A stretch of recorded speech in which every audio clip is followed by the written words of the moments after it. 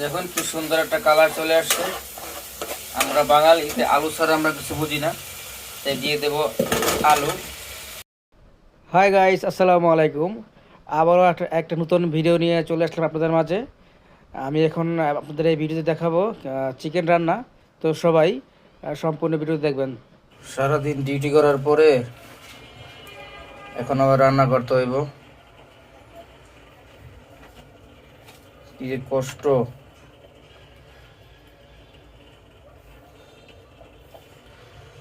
এখন রান্না করব মাংস রান্না করব। তার জন্য একটু মাংসটা, মুরগির মাংস তো চিকেন, চলো মুরগির মাংস, তো মুরগির মাংস, পোলট্রি মুরগির মাংস না ভাজে আসলে আমি খেতে পারি না, গন্ধ আসে। যার জন্য আগে মাংসটা ভেজে নিব। কড়াইতে তেল দেওয়া আছে,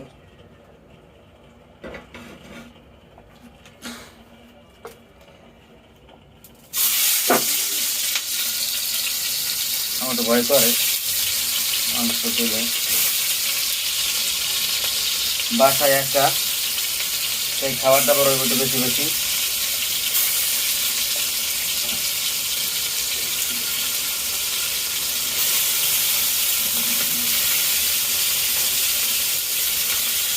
রান্না করতে তো কষ্ট অনেক,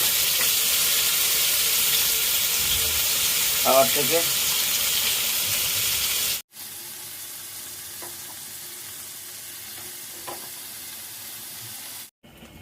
মাংস ভাজা হয়ে গেল, এখন এগুলো আমরা তুলে ফেলবো।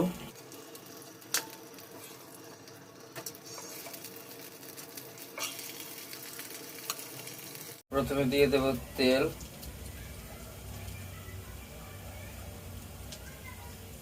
তারপরে দেব পেঁয়াজ, এখন নেড়ে দেব।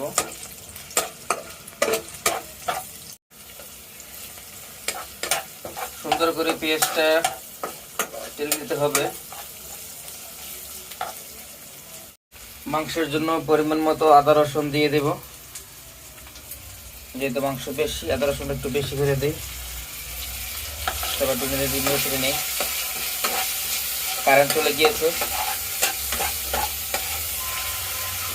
ভালোভাবে সুন্দর মতো নেড়ে পরিমাণ মতো পানি দিয়ে দেব। তারপরে দেব হলুদের গুঁড়ো, দেব জিরার গুঁড়ো, দেব লবণ, দেব মরিচের গুঁড়ো। তারপরে সুন্দর মতো নেড়ে দেব।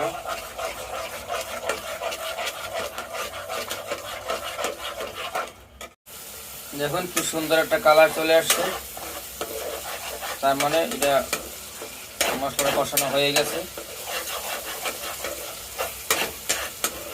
আমরা বাঙালিতে আলু ছাড়া আমরা কিছু বুঝি না, তাই দিয়ে দেব আলু।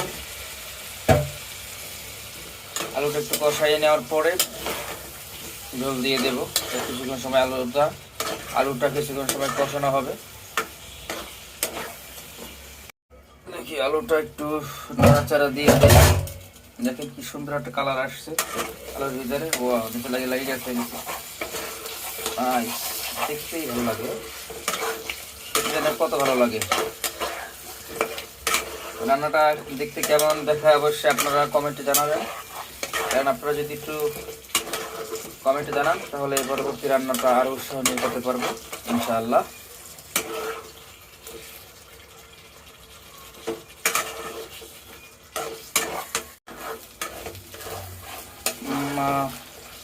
মাংসের জন্য আলু কষানো হয়ে গিয়েছে, এখন দিয়ে দেব পানি।